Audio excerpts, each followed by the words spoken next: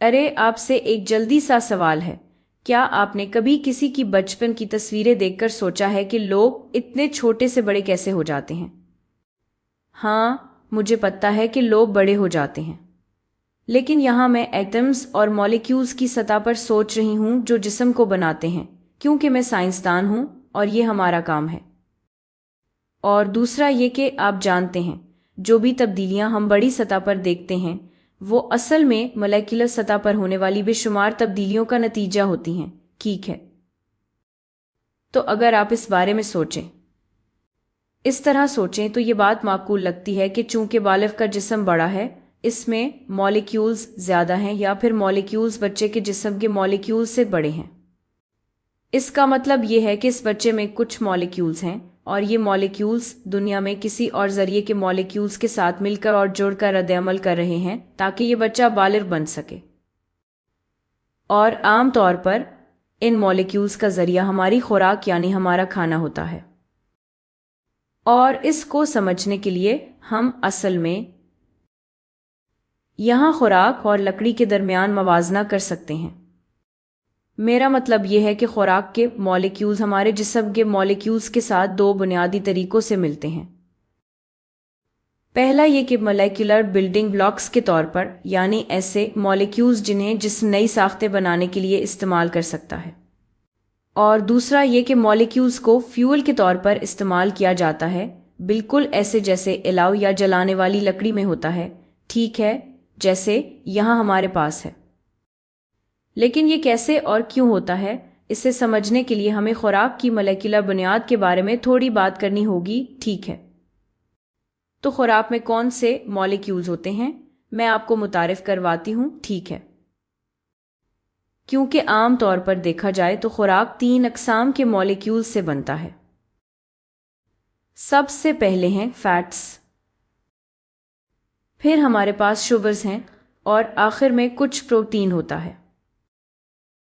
میرا خیال ہے ان میں سے کچھ آپ کو کافی جانے پہچانے لگ رہے ہوں گے۔ یہ مالیکیولز بنیادی طور پر صرف چند ایلیمنٹ سے بنتے ہیں، ٹھیک ہے؟ تو یہ رنگوں سے ظاہر کیے گئے ہیں، اور جو سرمی گیندیں ہیں وہ کاربن ہیں، سفید والے ہائیڈروجن ہیں، یہ بڑے والے ہیں، ٹھیک ہے؟ تو زیادہ تر زندگی کے مالیکیولز بنیادی طور پر کاربن اور ہائیڈروجن سے بنتے ہیں، لیکن یہاں ہمارے پاس سرخ رنگ میں آکسیجن بھی ہے اور نیلے رنگ میں نائٹروجن بھی ہے۔ یہ بھی 2 بڑے ایلیمنٹس ہیں، اور کبھی کبھار ہمیں کچھ اور ایلیمنٹس بھی تھوڑی مقدار میں مل جاتے ہیں، جیسے یہاں پیلے رنگ میں سلفر ہے۔ لیکن سب سے دلچسپ بات یہ ہے کہ یہی وہ عناصر ہیں جو آپ کے جسم کے زیادہ تر سیلز میں بھی پائے جاتے ہیں، ہے نا؟ تو آپ نے شاید دائیں طرف دیکھا ہو، وہی رنگ ہیں جو بائیں طرف ہیں، ٹھیک ہے؟ یہی وہ جگہ ہے جہاں مالیکولر لکڑی کا تصور آتا ہے۔ ہمارے سیلز خوراک کو لے کر اسے چھوٹے بلڈنگ بلاکس میں توڑ سکتے ہیں، اور پھر انہی بلڈنگ بلاکس کو استعمال کر کے ہمارے جسم میں نئی ساختیں بنا سکتے ہیں، ٹھیک ہے؟ اسی طرح ہم بڑھتے ہیں، ہے نا؟ اسی طرح بچہ بالغ بنتا ہے، اصل میں ہم وہی بن جاتے ہیں جو ہم کھاتے ہیں۔ یہ واقعی حیرت انگیز ہے۔ اچھا، لیکن اس سے پہلے کہ ہم زیادہ پرجوش ہو جائیں، ذرا واپس آتے ہیں، ٹھیک ہے؟ تو اب ذرا ایک لمحے کے لیے موضوع بدلتے ہیں اور دوسری طرف کی بات کرتے ہیں، کیونکہ میں نے آپ کو پہلے بتایا تھا کہ خوراک لکڑی کی طرح ہے، اور ہم لکڑی کو نئی ساختیں بنانے کے لیے استعمال کر سکتے ہیں، بالکل، لیکن جب ضرورت ہو تو ہم لکڑی کو جلا کر توانائی بھی حاصل کر سکتے ہیں، ٹھیک ہے؟ تو ہم آگ جلا سکتے ہیں، اور اگر ہم ایسا کریں تو ہمیں پتا ہے کہ ہمیں کچھ توانائی روشنی کی صورت میں ملے گی، ٹھیک ہے؟ ہمیں کچھ توانائی گرمی کی صورت میں ملے گی، اور شاید کچھ اور چیزیں بھی جیسے آواز۔ اور خوراک بھی بالکل اسی طرح ہے نا؟ تو ہم وہی خوراک کے مالیکیولز جو ہم نے پہلے بلڈنگ بلاکس کے لیے توڑے تھے، اب انہیں فیول کے طور پر استعمال کر کے سیلولر توانائی بنا سکتے ہیں، اور پھر ہم اسی سیلولر توانائی کو استعمال کر کے وہ ساری تعمیر کر سکتے ہیں جس کے بارے میں ہم نے ابھی بات کی تھی۔